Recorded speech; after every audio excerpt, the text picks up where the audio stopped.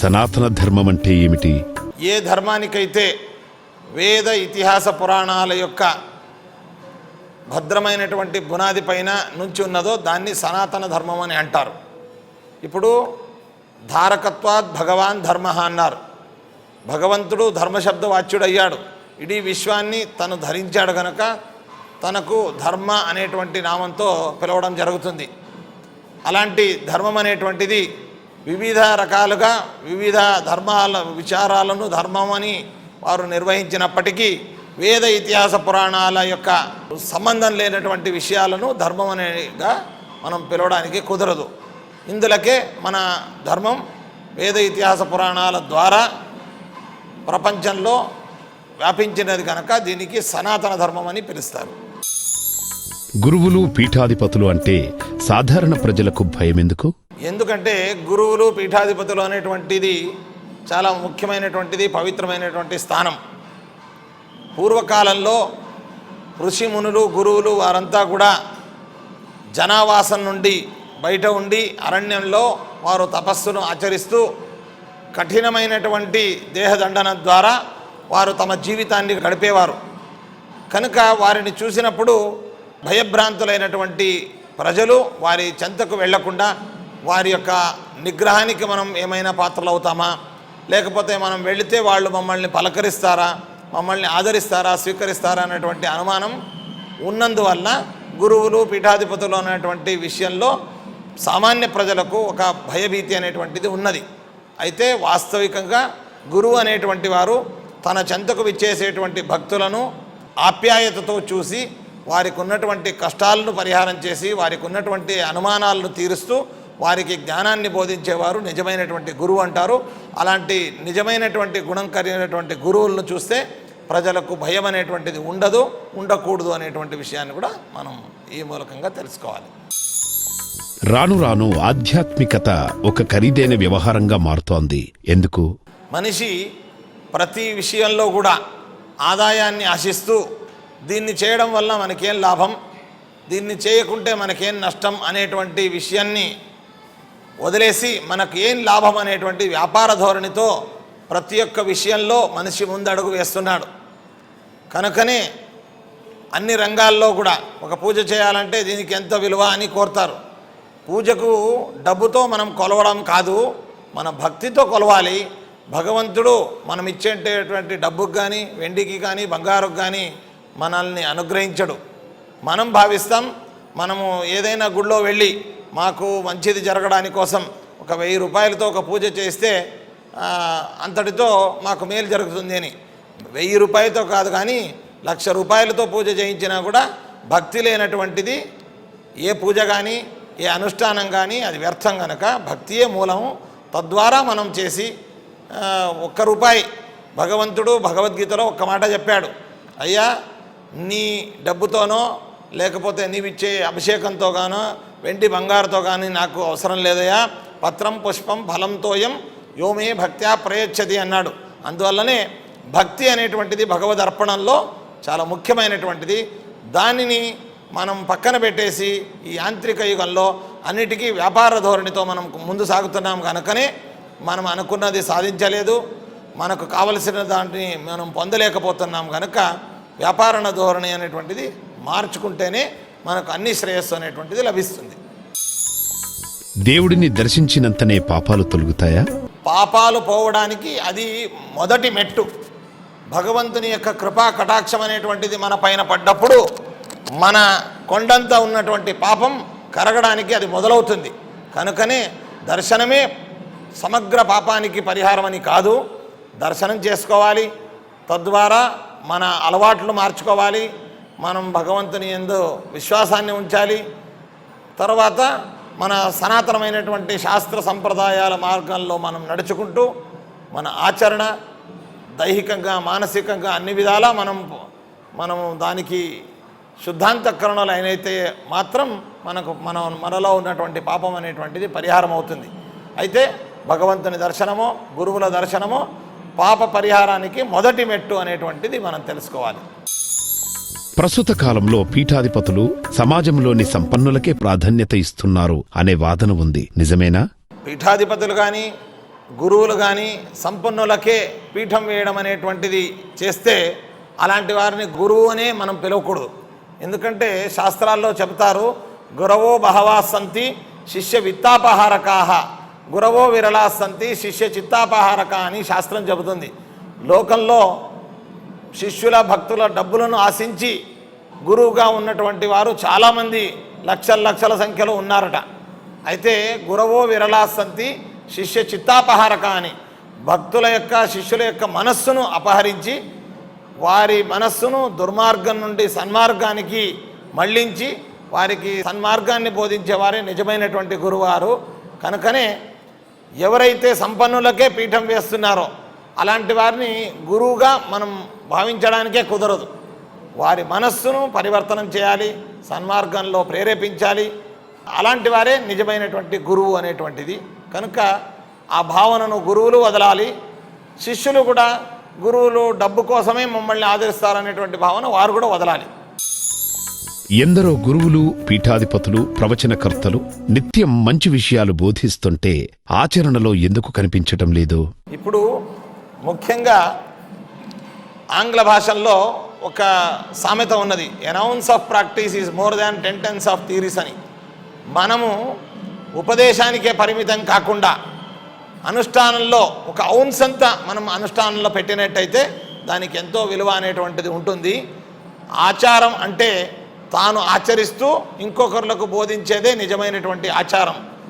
దాన్ని ఈరోజు కేవలం ఉపన్యాసాలకే లేకపోతే బోధనలకే పరిమితమైనట్టయితే దానికి విలువ అనేటువంటిది ఉండదు. తాను ఆచరిస్తూ ఇంకొకరికి ఆచరణను తెలిపేవాడే నిజమైనటువంటి గురువు, నిజమైనటువంటి ఉపన్యాసకుడు, నిజమైనటువంటి ఉపదేశం అనేటువంటిది అవుతుంది.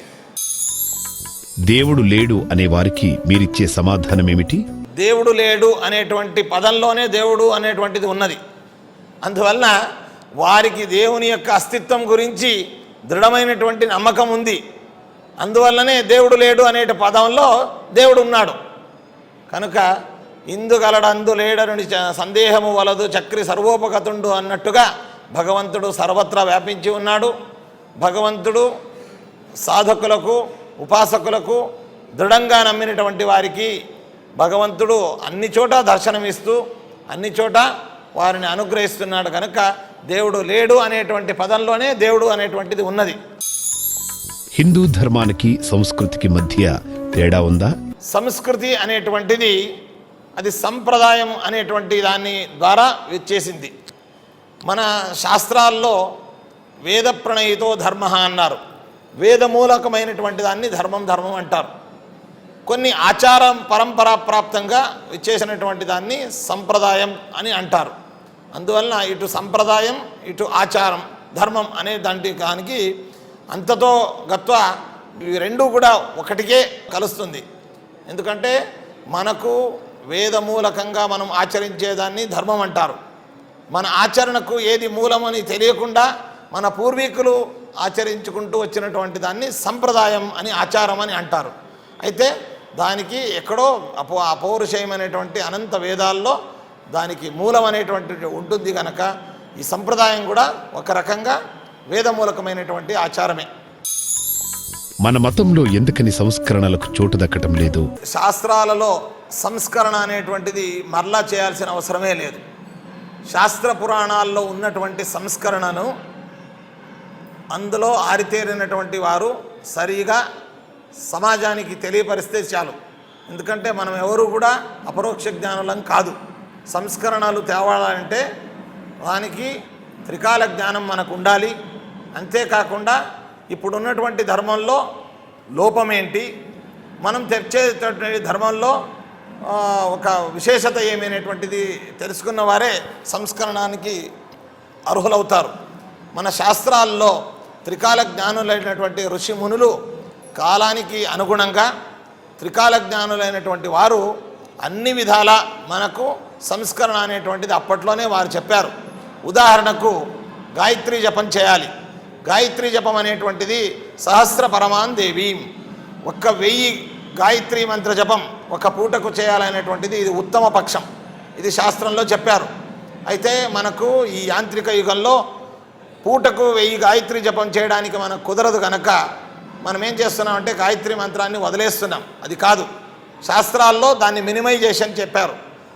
శతమధ్యాం అన్నారు. అయ్యా నీకు 1000 గాయత్రి చేయడానికి కుదరకపోతే 100 గాయత్రి చెయ్యి అంటున్నారు. అది మధ్యమ పక్షం. దాన్ని కాకుంటే దశావరాం అన్నారు. 10 గాయత్రి మంత్రం అన్నా చెయ్యి అని వారు అప్పటికే త్రికాల జ్ఞానులైనటువంటి ఋషి మునులు దాన్ని మినిమైజేషన్ చేశారు. మీ గురువెవరు? మీ పీఠానికి గురు పరంపర ఏమిటి? సనాతనమైనటువంటి పరంపర మనది. ద్వాపర యుగంలో భగవన్నారాయణుడు హంసరూపంతో అవతరించి ఈ జ్ఞాన సంస్థాపన కోసం ఈ యొక్క పీఠాన్ని స్థాపించాడు. ఈ పీఠంలో బ్రహ్మదేవుల వారు, సనక సనందన సనత్కుమారులే మొదలైనటువంటి ఋషి మునులు మహానుభావులు ఈ పీఠంలో కొనసాగిస్తూ వచ్చారు. అంతేకాకుండా గరుడవాహన తీర్థులు, జ్ఞానేశ తీర్థులు, పరతీర్థులు, సత్యతీర్థులు, ప్రాజ్ఞతీర్థులు, అచ్యుత ప్రేక్షాచార్యులమైనటువంటి మహానుభావులు ఈ పీఠంలో రావడం జరిగింది. అచ్యుత ప్రేక్షాచార్యుల వారి యొక్క శిష్యులు, వాయుదేవుల యొక్క అవతారభూతులైనటువంటి మతత్రయాచార్యుల్లో చివరి ఆచార్యులుగా మధ్వాచార్యుల వారు ఈ పీఠంలో రావడం జరిగింది. వారు తర్వాత పద్మనాభ తీర్థులు, నరహరి తీర్థులు, మాధవ తీర్థులు, అక్షోభి తీర్థులు, జగన్మాన్యులైనటువంటి న్యాయసుధాది గ్రంథ నిర్మాతలైనటువంటి జయతీర్థుల వారు, వారి శిష్యులుగా విద్యాధిరాజ తీర్థుల వారు, కవీంద్ర తీర్థులు, వాగీశ తీర్థులు, రామచంద్ర తీర్థులు, విభుదేంద్ర తీర్థులు, జితామిత్ర తీర్థులు, రఘునందన తీర్థులు, సురేంద్ర తీర్థులు, విజయేంద్ర తీర్థులు, కలియుగ కామధేను కల్పవృక్ష సదృశులైనటువంటి మంత్రాలయ స్వాముల వారి యొక్క గురువులైనటువంటి సుధీంద్ర తీర్థులు ఈ పీఠ పరంపరలో రావడం అనేటువంటిది జరిగింది. ఆ తర్వాత రాఘవేంద్ర స్వాముల వారు, యోగీంద్ర తీర్థులు, సూరీంద్ర తీర్థులు, సుమతీంద్ర తీర్థులు, ఉపేంద్ర తీర్థులు, వాదీంద్ర తీర్థులు, వసుదేంద్ర తీర్థులు, వరదేంద్ర తీర్థులు, ధీరేంద్ర తీర్థులు, భువనేంద్ర తీర్థులే మొదలగు మహానుభావులు ఈ పీఠ పరంపరలో విచ్చేశారు.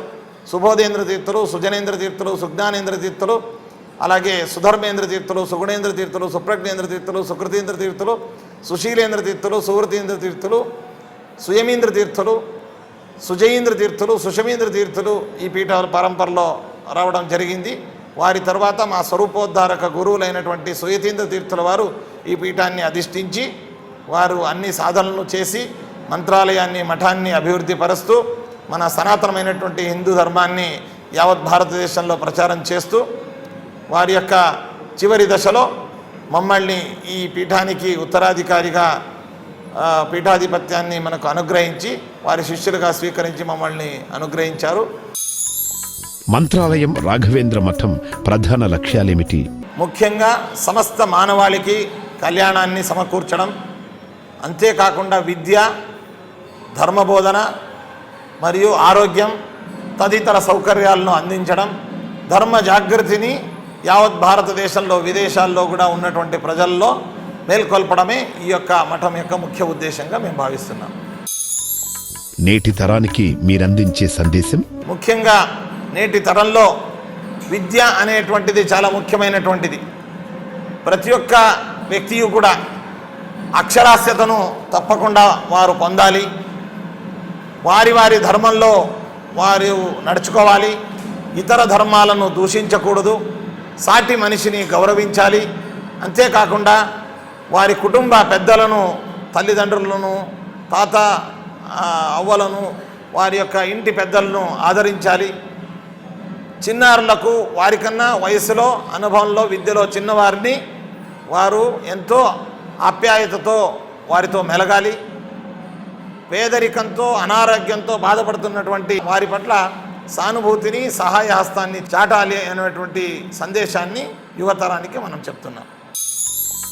భక్తికి మీరిచ్చే నిర్వచనం ఏమిటి? మాహాత్మ్య జ్ఞాన పూర్వస్తు సుదృఢ సర్వతోధిక స్నేహో భక్తిరితి ప్రోక్త తయా ముక్తిర్మచాన్యత అన్నారు.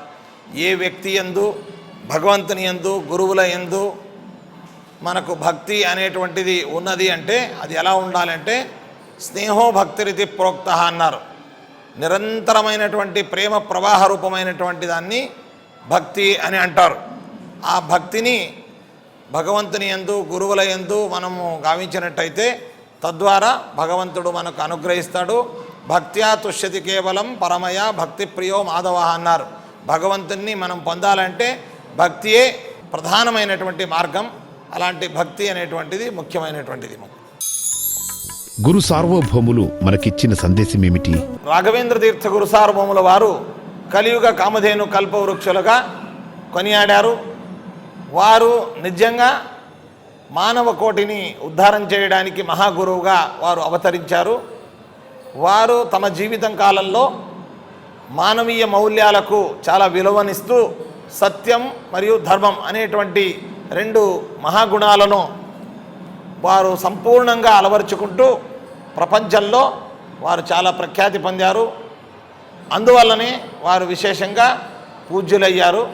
అందువలన సత్యం మరియు ధర్మం మనం ఈ ముమ్మాటికి కూడా అసత్యాన్ని మనం ఆడకూడదు. మరియు మన యొక్క సనాతన ధర్మాన్ని, మన పూర్వీకులు నమ్ముకున్నటువంటి ధర్మాన్ని మనం విడనాడకూడదు అనేటువంటి రెండు సందేశాలను వారు సమస్త మానవ కోటికి వారు